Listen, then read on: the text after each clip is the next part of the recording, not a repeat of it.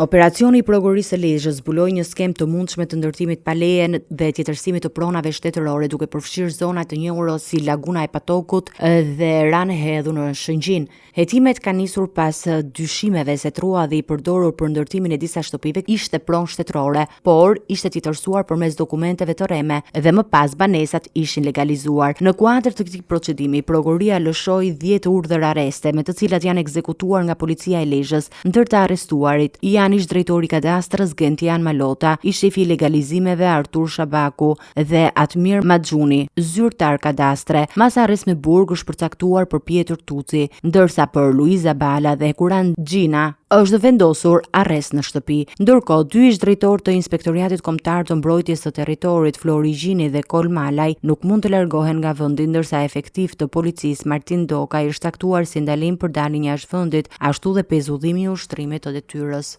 Operacioni tregon për fshirjen e zyrtarëve të shtetit dhe personave privat në një skem që sipas hetimeve mund të ketë sjellë legalizimin e pronave shtetërore për përfitime personale. Hetimet vijojnë për të identifikuar të gjitha personat e përfshirë dhe për sqaruar rolin e secilit në këtë skandal.